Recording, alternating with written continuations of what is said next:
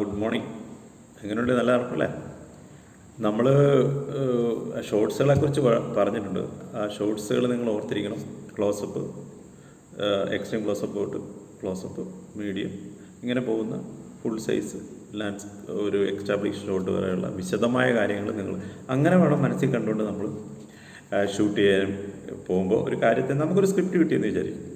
ആ സ്ക്രിപ്റ്റിനെ നമ്മൾ മനസ്സിലിട്ട്, നിങ്ങളൊരു ക്യാമറമാനും ഡയറക്ടറും കൂടെ ആണ് നിങ്ങൾ പഠിക്കുന്നതെങ്കിൽ പോലും, ക്യാമറമാൻ എന്ന നിലയിൽ മാത്രം ചിന്തിക്കുമ്പോൾ ഒരു സ്ക്രിപ്റ്റ് കേട്ട് കഴിഞ്ഞാൽ അത് എങ്ങനെയൊക്കെ ഡിവൈഡ് ചെയ്യണം, എങ്ങനെയെല്ലാം അത് കട്ട് ചെയ്യണം. കട്ട് ചെയ്യുന്നതാണ് ശരിക്കും പറയുന്നത്. ഒരു സീനിൻ്റെ പോർഷൻസുകളെ കട്ട് ചെയ്യുക എന്നാണ് അതിൻ്റെ ഒഫീഷ്യലായിട്ട് നമ്മൾ ഷൂട്ടിങ്ങായിട്ട് ബന്ധപ്പെട്ട് പറയുന്നത്. അത് ഇവിടെ കട്ട് ചെയ്യണം, അവിടെ കട്ട് ചെയ്യണം, ഇങ്ങനൊരു വാക്ക് ഉപയോഗിക്കണം. അത് പ്രൊഫഷണലി യൂസ് ചെയ്യുന്നത്. അപ്പോൾ കട്ടിങ് എന്ന് പറയുമ്പോൾ നമ്മുടെ മനസ്സിൽ രണ്ട് പേര് തമ്മിൽ വർത്തമാനം പറഞ്ഞ് വന്ന് ഒരു സെൻറ്റിമെൻറ്റ്സ് കാര്യമാണെന്ന് വിചാരിക്കും. വളരെ വികാരനിർഭരമായൊരു കാര്യം സംസാരിച്ച് വരുന്നു. അപ്പോഴേക്കും ഒരാളുടെ ശബ്ദം ഇടറുകയും വിങ്ങുകയും അയാളുടെ കണ്ണുകൾ നിറയുകയൊക്കെ ചെയ്യുന്നു.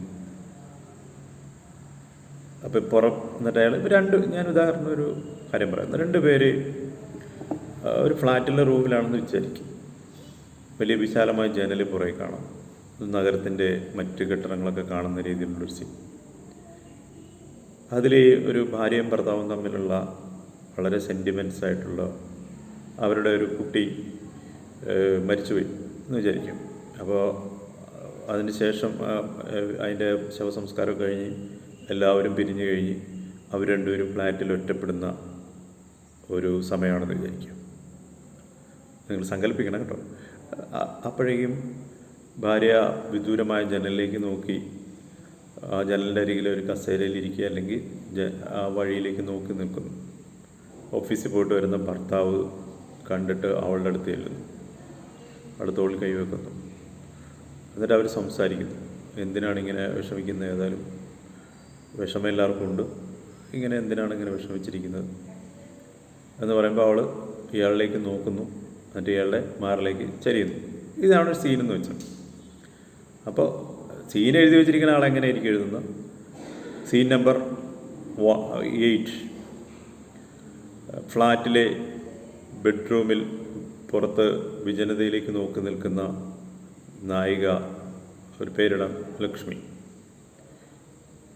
അതിലേക്ക് പുറത്ത് ഓഫീസിൽ നിന്ന് പോയിട്ട് മുറിയിലേക്ക് കടന്നു വരുന്ന ഭർത്താവ്. അപ്പോൾ ഇവർ രണ്ടും കൂടെയുള്ള സീനാണ്. അപ്പോൾ സീൻ നമ്പർ 1 അല്ലെ 7, ഇൻറ്റീരിയർ ബെഡ്റൂം, ഫ്ലാറ്റ് എഴുതി. പിന്നെ ആ സീനിൽ രണ്ടുപേരെ വരുന്നു. അത് അവരുടെ ഈ ഒരു ഫോർമാറ്റിലുള്ള സ്ക്രിപ്റ്റ് വായിക്കുമ്പോൾ നിങ്ങൾക്ക് കിട്ടുന്ന ഫീലിംഗ് നിങ്ങൾ എങ്ങനെ പകർത്തിയെടുക്കുമെന്ന് ചിന്തിക്കണം. വിജയനിലേക്ക് നോക്കി നിൽക്കുന്ന ഒരു മീഡിയം ഷോട്ട് വേണോ, ക്ലോസപ്പ് ഷോട്ട് വേണോ, ലോങ് ഷോട്ട് വേണോ, റൂം മൊത്തം എക്സ്റ്റാബ്ലിഷ് ചെയ്ത് അവർ നോക്കിക്കണം. അവിടെ എങ്ങനെ ലൈറ്റപ്പ് കൂടെ ചെയ്യണം. ആ പുറത്തുനിന്ന് വന്ന ഡേ ലൈറ്റിൽ അവരുടെ മുഖം അങ്ങോട്ട് തിരിഞ്ഞിരിക്കുന്ന ഒരു പ്രൊഫൈൽ സൈഡ് വ്യൂ ആണെന്ന് വിചാരിക്കാം. അത് ബെഡ്റൂമാണെന്ന് കാണിക്കാൻ വേണ്ടി കുറച്ച് എക്സ്റ്റാബ്ലിഷ്, മാക്സിമം ആ മുറിയുടെ പുറകിലേക്ക് വെച്ചിട്ടുള്ള എക്സ്റ്റാബ്ലിഷ് ഷോട്ട്. 2, അവരുടെ മുഖത്തിൻ്റെ ഒരു വിഷാദമായ കണ്ണുകളൊക്കെ വിതുമ്പിയിരിക്കുന്ന ഒരു വിഷാദമായ മുഖം. പിന്നീട് താഴെ പുറത്ത് റോഡിൽ കൂടെ പോകുന്ന വാഹനങ്ങൾ, അതായത് ഇവരുടെ വ്യൂ പോയിന്റ്. എന്നിട്ട് ഇവരുടെ മുഖത്ത് തന്നെ ഇരിക്കുമ്പോൾ ഒരു ശബ്ദം, വാതിൽ തുറക്കുന്ന പോലുള്ള ശബ്ദം കേൾക്കുന്നു. പതിയെ അവർ തിരിഞ്ഞു നോക്കുന്നു. ഇപ്പോൾ ഭർത്താവ് വന്ന് ആ വാതിൽ തുറന്നിങ്ങനെ നിൽക്കുന്നു. പിന്നെ ഇവർ രണ്ടും കൂടെ തമ്മിലുള്ള ഡയലോഗ്സ്. അതിനുശേഷം ഇയാൾ അവരുടെ അടുത്ത് വരുമ്പോൾ അവർ പുങ്ങിക്കട്ടിക്കൊണ്ട് ഇയാളുടെ മാറിലേക്ക് വീഴുന്നു. ഈ ഒരു സീൻ എടുക്കണമെന്ന് വെച്ചു. അപ്പോൾ നിങ്ങളിത് എങ്ങനെ കട്ട് ചെയ്ത് കാണുന്നു എന്നുള്ളതാണ് നിങ്ങൾ പറഞ്ഞത്. ഒരേ ലൈറ്റ് മോഡിൽ എങ്ങനെ അത് പകർത്തിയെടുക്കുന്നു. അപ്പോൾ ഒരിടത്ത് ക്യാമറ വെച്ച് കഴിഞ്ഞാൽ എക്സ്റ്റാബ്ലിഷ് ഷോട്ടും ഒരു ക്ലോസപ്പും ഒരു മീഡിയവും ചിലപ്പം ലെൻസ് മാറിയിട്ട് ഒരിടത്ത് തന്നെ എടുക്കാൻ പറ്റും. അപ്പോൾ അവിടെ ഒരു സീനിൻ്റെ റിഹേഴ്സൽ കഴിഞ്ഞ് കഴിഞ്ഞാൽ അയാൾ വരുന്നു, അവർ കെട്ടിപ്പിടിക്കുന്നവരെ നമ്മൾ ഒരു ലോങ് ഷോട്ടിൽ വെച്ചിട്ട് ആ മൊത്തം ഷോട്ടും എക്സ്റ്റാബ്ലിഷ്ഡ് ആയിട്ട് ആ രംഗം മുഴുവൻ അവരെ കൊണ്ട് റിഹേഴ്സൽ ചെയ്യിപ്പിച്ചിട്ട് പൂർണ്ണമായിട്ട് എടുക്കുന്നതെന്ന് വെച്ച് പിന്നെ അതിനുള്ളിൽ വരുന്ന കട്ടിങ്സുകളാണ് നമ്മൾ പകർത്തെടുക്കുന്നത്. അപ്പോൾ ചിലപ്പോൾ അടുക്കലേക്ക് പോയി എടുക്കേണ്ടി വരും, ചിലപ്പോൾ ലെൻസ് മാറിയിടേണ്ടി വരും. ഇങ്ങനെ പല കാര്യങ്ങളുണ്ട്. അപ്പോൾ ആ ഷോട്ട് ഡിവൈഡേഷൻ, ആ കട്ടിങ്സുകൾ എവിടെ വേണം എന്ന് തീരുമാനിക്കുന്നു. ഷോട്ട് കട്ട് ചെയ്യും, അത് ബുക്കിൽ എഴുതുന്നു. ഒരു സീനിന് ഷോട്ട് 4 ഷോട്ടുണ്ടോ 5 ഷോട്ടുണ്ടോ എന്നൊക്കെ നമ്മൾ തീരുമാനിച്ച് ഉറച്ചിട്ടാണ് പോകുന്നത്. ഒരു തലേദിവസം തന്നെ നാളത്തെ ഷൂട്ടിങ്ങിൻ്റെ പ്ലാനിൽ രാവിലെ വന്ന ഉടനെ ഷൂട്ട് ചെയ്യാനുള്ള പോർഷൻ്റെ പ്ലാനിങ്ങോടുകൂടി റിഹേഴ്സൽ ചെയ്ത്, റിഹേഴ്സൽ സൂപ്പർ സ്റ്റാറുകളാണെങ്കിൽ ഡമ്മീനെ വെച്ച് ചെയ്തതിന് ശേഷം അവർ വരുമ്പോൾ അവരെ കൊണ്ട് ചെയ്യിപ്പിച്ചെടുക്കേണ്ടി വരും. അപ്പോൾ അതുപോലെ ലോങ് ആയിട്ടുള്ള ഡയലോഗ്സുകൾ വരുന്നു. ഒത്തിരി സിനിമകളിൽ നിങ്ങളാണ് മോഹൻലാലും മമ്മൂട്ടിയൊക്കെ ഒത്തിരി നീളൻ ഡയലോഗ്സുകൾ. അപ്പോൾ ആ ഡയലോഗ്സുകൾ ഒറ്റയടിക്ക് അവർ പറയാൻ പറ്റുമെങ്കിൽ പോലും ആ ഡയലോഗ്സ് ചിലപ്പോൾ ഒറ്റയടിക്ക് എടുപ്പിക്കും. എന്നിട്ട് അതിനുള്ളിലുള്ള ഭാഗങ്ങൾ അവർ കട്ട് ചെയ്താണ് എടുക്കുന്നത്. വീണ്ടും അത് കട്ട് ഇൻ ചെയ്ത് ചേർക്കാൻ വേണ്ടി, അതായത് പ്രേക്ഷകന് അത് അവരുടെ ആ ഭാവങ്ങൾ കൂടുതൽ ലോങ് ഷോട്ടിൽ പിടിച്ചിട്ടായിരിക്കും അവരുടെ ആദ്യ ഡയലോഗ്സോട്ട് മൊത്തം അവർ പറഞ്ഞു എന്ന് വെച്ചോളൂ, പ്രോമിറ്റ് ചെയ്തോ അല്ലാതെ.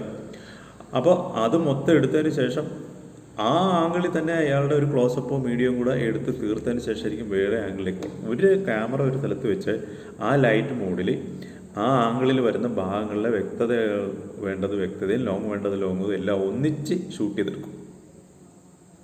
അപ്പോൾ അതാണ് നമ്മൾ പ്രാക്ടിക്കലി പഠിക്കേണ്ടത്. അതിന് നമ്മൾ ക്യാമറ ആംഗിൾ കൂടാതെ ലെൻസിൻ്റെ ആംഗിളുകളും മാറ്റിയിടും ഈ വെച്ചിരിക്കുന്ന ഷോട്ട്സുകളിൽ. അപ്പോൾ ഇത് നമ്മൾ വ്യക്തമായിട്ട് ഡിവൈഡ് ചെയ്ത് പഠിക്കണം. അത് നിങ്ങളുടെ കയ്യിരിക്കുന്ന മൊബൈൽ ക്യാമറ വെച്ചിട്ട്, സുഹൃത്തുക്കളെ വെച്ചിട്ട് ഷോർട്സുകൾ, ഒരു സീനുകൾ സിനിമയുടെ ആയിട്ട് തന്നെ കോപ്പി എടുത്തു. നിങ്ങൾക്ക് സ്വന്തമായിട്ട് ഉണ്ടാക്കാൻ കഴിയാത്തവർ ഏതെങ്കിലും സിനിമയുടെ സീനുകളും നമ്മൾ കുട്ടികളൊക്കെ സാധാരണ അതുപോലുള്ള ഡമ്മിയായിട്ട് ചെയ്ത് ശീലമുണ്ടല്ലോ, ഡയലോഗ്സിൻ്റെ അതൊക്കെ ടിക്ടോക്കിലൊക്കെ. അതേപോലെ തന്നെ നിങ്ങളത് ഡയലോഗ്സ് പഠിച്ചിട്ട്, 2 പേര് തമ്മിലുള്ള ഡയലോഗ്സ് പഠിച്ചിട്ട് നിങ്ങൾ തന്നെ അത് സിനിമയിൽ കാണുന്ന രീതിയിലുള്ള അല്ലാതെ ഡിവൈഡ് ചെയ്തിരിക്കുന്നത് എങ്ങനെയാണ് എന്ന് നിങ്ങൾ പഠിക്കണം. അപ്പോൾ കൺഫ്യൂഷൻ ഇല്ലാതെ പഠിച്ചു പോകണം. എന്നാൽ നിങ്ങൾക്കൊരു സീൻ കേട്ടാൽ ഉടനെ അത് എങ്ങനെ കട്ട് ചെയ്ത് എടുക്കണമെന്ന് എളുപ്പത്തിൽ മനസ്സിലാവും. കൺഫ്യൂഷൻ ഇല്ലാതെ വേണം ഫോട്ടോഗ്രാഫിയിൽ അത് പകർത്തിയെടുക്കാൻ. ചിലപ്പോൾ മാക്സിമം ഷോട്ടുകളൊക്കെ എടുക്കാം. ചിലപ്പോൾ ഒരു പുരികത്തിൻ്റെ അനക്കോ അല്ലെങ്കിൽ അവർ ഉപയോഗിച്ചിരിക്കുന്ന വേറെ എന്തെങ്കിലും, അവർ ചിലപ്പോൾ ഒരു വികാരം കൊണ്ട് എവിടെയെങ്കിലും കയറി ഇങ്ങനെ പിടിക്കുന്നു. അപ്പോൾ അതിൻ്റെ ഷോട്ടൊക്കെ പിന്നീട് എടുക്കും. എസ്റ്റാബ്ലിഷ് ഷോട്ടിൽ അവർ ചെയ്യുന്ന പ്രവൃത്തി ആക്ഷനും മൊത്തത്തിൽ പകർത്തിയെടുത്തതിന് ശേഷം അവരുടെ ആ ഭാവപ്രകടനങ്ങളുടെ അല്ലെങ്കിൽ അവരുടെ ചേഷ്ടകളുടെ ഷോട്ടുകളിൽ വരുന്ന ഭാഗങ്ങൾ പിന്നീട് ഒന്നുകൂടെ കട്ട് ചെയ്തെടുത്തിട്ടാണ് ഈ സീനിനുള്ളിൽ ചേർത്ത് വരുന്നത്. അപ്പോൾ ചിലപ്പോൾ അതിനകത്ത് മീഡിയം വരും, ക്ലോസപ്പ് വരും, എക്സ്ട്രീം ക്ലോസപ്പ് ഷോട്ട് വരും. ചിലപ്പോൾ കണ്ണ് നിറയുന്നതൊക്കെ വരുമ്പോഴത്തേനും പറ്റ നിന്നുള്ള കണ്ണ് നിറയുന്ന രംഗമൊക്കെ വരുമ്പോഴത്തേനും എക്സ്ട്രീം ക്ലോസപ്പ് ഷോട്ടുകൾ ഉപയോഗിക്കും. അപ്പോൾ ഇതെങ്ങനെയാണ് പകർത്തുന്നത്, എങ്ങനെയാണ് ആക്ടറിൽ നിന്നും അല്ലെങ്കിൽ എങ്ങനെയാണ് ഒരു കാര്യത്തിൽ നിന്നും നമ്മളത് വ്യക്തിയോട് പകർത്തുന്നത്. ഇപ്പം നിങ്ങളൊരു ഡോക്യുമെൻ്ററി എടുക്കാൻ പോകണമെന്ന് വിചാരിക്കുക. ആ ഡോക്യുമെൻ്ററി എടുക്കുന്നത് ഒരു സിമ്പിളായിട്ടൊരു കൃഷിത്തോട്ടത്തിൽ പോയി എടുക്കണമെന്ന് വെച്ചാൽ കൃഷിത്തോട്ടം മൊത്തം ലോങ് ഷോട്ടിൽ കാണിച്ചു, അല്ലെങ്കിൽ കൃഷിത്തോട്ടത്തെക്കുറിച്ച് പറയാൻ വരുന്ന കൃഷിക്കാരനും ഒക്കെ നിൽക്കുന്ന പോലത്തെ ഒരു ലോങ് ഷോട്ട് കാണിച്ചു. അത് ചിലപ്പം ആകാശത്തുനിന്ന് താഴത്തോട്ട് ടിൽറ്റ് ഡൗൺ എന്ന് പറയും, ആകാശത്തേക്ക് പോകണമെങ്കിൽ ടിൽറ്റ് അപ്പ് എന്ന് പറയും. പാനിങ് ചെയ്യുന്നതിന് ക്യാമറ മൊത്തത്തിൽ ലെഫ്റ്റിലേക്കും റൈറ്റിലേക്കും പോകുന്നതിന് പാൻ ലെഫ്റ്റ് പാൻ റൈറ്റ് ഇത് ഞാൻ പഠിപ്പിച്ചു തന്നു. ഇങ്ങനെ നമ്മളൊരു എക്സാബിലേഷൻ ഷോട്ട് കാണിച്ചു കഴിഞ്ഞാൽ അടുത്തൊരു മീഡിയം ഷോട്ടിലേക്ക് പോകുന്നു. അപ്പോൾ കുറച്ചുകൂടെ പാവയ്ക്കായൊക്കെ തൂങ്ങി കിടക്കുന്നവരും അല്ലെങ്കിൽ മുന്തിരിത്തോട്ടം അതിലൂടെ നടന്നു വരുന്നു കുറേ കൃഷിക്കാരൊക്കെ എന്തൊക്കെ ചെയ്യുന്നു ആ പ്രദേശം. പിന്നെയും കുറച്ചുകൂടെ അടുത്ത് വരുമ്പോഴാണ് നമ്മൾ അയാളെ മുന്തിരിത്തോട്ടത്തിലേക്ക് ഒരു സ്പ്രേ വെച്ചിട്ട് ഇങ്ങനെ അടിച്ചു കൊടുക്കണം എന്ന് വെച്ചോളൂ, കെമിക്കലെന്ന്. അത് കഴിഞ്ഞിട്ട് കുറച്ചുകൂടെ എക്സാമിൽ ആ കെമിക്കൽ വീണ് വെള്ളം തളിക്കുന്നതാണെന്ന് വെച്ചോളൂ. ആ വെള്ളം തുള്ളിയോടുകൂടിക്കുന്ന മുന്തിരിങ്ങയുടെ പകരം പിന്നെ അയാളുടെ മുഖത്തിൻ്റെ ആ സൂക്ഷ്മതയുടെ ഒരു ക്ലോസപ്പ്, 2 ക്ലോസപ്പ്. അപ്പം നമുക്കൊരു കാര്യം മനസ്സിലാവും, തോട്ടത്തിൽ വന്നു, മുന്തിരിത്തോട്ടത്തിൽ അയാൾ ഈ പ്രവൃത്തി ചെയ്യുന്നു. പ്രവൃത്തി ചെയ്യുമ്പോൾ കൈയും കാലും വെച്ചിട്ടൊരു മീഡിയം ലോങ് ഷോട്ടോ മീഡിയം ഷോട്ടിൽ അത് കാണിച്ചു. അത് കഴിഞ്ഞ് മീഡിയം ഷോട്ടിൽ വരുമ്പോഴേക്കും അയാൾ സ്പ്രേ അടിക്കുന്നു. അത് കഴിഞ്ഞ് ആ സ്പ്രേ കൊണ്ടുള്ള ആക്ഷനും റിയാക്ഷനും ഉണ്ട് എല്ലാ കാര്യത്തിലും. ഒരു ആക്ട് ചെയ്യുന്നുണ്ട്, ആക്ടറുടെ ആക്ടിങ് എന്താണ് അവൻ ചെയ്യുന്ന പ്രവൃത്തി എന്നുള്ള ആക്ഷൻ എന്ന് പറയും. ആക്ഷൻ അയാൾ ഇങ്ങനെ സ്പ്രേ ചെയ്യുന്നതെന്ന് വിചാരിക്കും. അപ്പോൾ അയാളുടെ സ്പ്രേയുടെ ആക്ഷൻ കൊണ്ട് റിയാക്ഷൻ എന്താണ്, ആ മുന്തിരിക്കൊലയിൽ വേണ്ടിയിരിക്കുന്ന വെള്ളം അങ്ങനെ തുള്ളിയായിട്ടിരിക്കുന്ന നോക്കി. അപ്പോൾ പ്രേക്ഷകൻ അതെല്ലാം വ്യക്തമാകും. ഡോക്യുമെൻ്ററിലായാലും ഇങ്ങനെ തന്നെ എടുത്തെടുത്ത് പോകണം. അപ്പോൾ കട്ടിൻ ഷോട്ടുകൾ കയറ്റേണ്ട രീതികൾക്ക് വേണ്ടിയിട്ടാണ് നമ്മൾ പലപ്പോഴും ഇതുപോലുള്ള ഷോട്ടുകൾ ഡിവൈഡ് ചെയ്യണം. ലോങ് ഷോട്ടിൽ ഇങ്ങനെ പിടിച്ചിട്ടുള്ള സിനിമകൾ പണ്ട് കാലത്തൊക്കെ ധാരാളമുണ്ട്. ഒറ്റ ഷോട്ടുകൾ ഇങ്ങനെ നടക്കണം, അതിനകത്ത് നടക്കുന്ന പ്രവൃത്തി മൊത്തം അത് നമ്മൾ വിശാലമായ അർത്ഥത്തിൽ ഇപ്പോൾ സെക്രട്ടേറിയറ്റിന് മുമ്പിലൊരു ഭയങ്കരമായ ഒരു ലാത്തി ചാർജാന്ന് വെച്ചോ, അത് മൊത്തം കാണിക്കണമെങ്കിൽ ചിലപ്പോൾ ഒരു കെട്ടിടത്തിൻ്റെ മേളിൽ ഒരു ലോങ് ഷോട്ട് വെച്ചിട്ട് എടുത്തിരിക്കുന്ന പത്രപ്രവർത്തനം എടുക്കുന്നതും പിന്നെ ഇപ്പം വീഡിയോ ക്യാമറയൊക്കെയുള്ള പ്രത്യേകത വെച്ചാൽ പല രീതിയിലേക്ക് അതിൻ്റെ ഷോട്ടുകളെ കട്ട് ചെയ്തുകൊണ്ട് ചെല്ലാം, സൂം ചെയ്തെടുക്കാം. ഒറ്റയടിക്ക് സൂം പോയാൽ സൂമിനുള്ളിൽ കട്ട് ചെയ്യാൻ പാടില്ല. ഓരോ ഷോട്ടും ഇങ്ങനെ ഒരുത്തി തന്നെ നിന്നുകൊണ്ട് ഒരു ലോങ് ഷോട്ട് എടുത്ത് ആ കട്ട് ചെയ്തിട്ട് കുറച്ചുകൂടെ ക്ലോസ് ചെയ്ത് വെച്ചിട്ട് ചില പ്രവൃത്തികളെടുത്തു, പിന്നെ കുറച്ച് പ്രവൃത്തികൾ ഇങ്ങനെ എടുക്കും. ഇപ്പോൾ നമ്മൾ മുഖ്യമന്ത്രി സ്റ്റേജിൽ പ്രസംഗിക്കുന്നു എന്ന് വിചാരിക്കുക, നമ്മൾ കുറച്ച് പുറകിലായിട്ട് ക്യാമറ വെച്ചാൽ നമുക്ക് വൈഡായിട്ട് ആൾക്കാരെല്ലാം ഇരിക്കുന്നു, മുഖ്യമന്ത്രി എല്ലാം സ്റ്റേജിൽ നിൽക്കുന്നു, പ്രസംഗിക്കുന്നു. പിന്നെ കുറച്ചുകൂടെ നമ്മൾ മീഡിയത്തിൽ വെക്കുമ്പോൾ അയാളുടെ ആ പോഡിയത്തെ പിടിച്ചുകൊണ്ട് നിൽക്കുന്നതും ആ സ്റ്റേജിൽ ഇരിക്കുന്നവരും കൂടെ കിട്ടും. അതിനുശേഷം മുഖ്യമന്ത്രി ക്ലോസപ്പിൽ പ്രസംഗിക്കുന്ന മൈക്കും പുള്ളിയുടെ തലയും കൂടെ വെച്ചിട്ട് ഇങ്ങനെ ആ ഷോട്ട് കട്ട് ചെയ്തെടുക്കുന്നത്. ഈ രീതിയിൽ നമ്മൾ ഓരോ സ്ക്രിപ്റ്റും ഓരോ പ്രവൃത്തിയും ചെയ്ത് പഠിക്കണം. അതിന് ചിലപ്പോൾ നമ്മൾ ലെൻസ് മാറേണ്ടി വരും, ആംഗിൾ മാറേണ്ടി വരും, ലൈറ്റപ്പിൻ്റെ കണ്ടിന്യൂറ്റി നോക്കേണ്ടി വരും. ഇതെല്ലാം നിങ്ങൾ പഠിക്കണം. അപ്പോൾ ഇത് ഓരോന്ന് ചെയ്ത് തന്നെ പഠിക്കണം. ഇപ്പം ഞാൻ പറയുന്നത് കേട്ട് നിങ്ങൾ ആ ഷോട്ട് ഡിവൈഡൻഷൻ്റെ ഒരു കാര്യം മനസ്സിലായി കാണുമെന്ന് വിചാരിക്കുന്നത്. എന്തെങ്കിലും സംശയം ഉണ്ടെങ്കിൽ ചോദിക്കുക. നമ്മൾ എത്രയും വേഗം തിയറി തീർത്തിട്ട് നിങ്ങളെ പ്രാക്ടിക്കലിന് കൊണ്ടുവരാനാണ് ഞാൻ ശ്രമിക്കുന്നത്.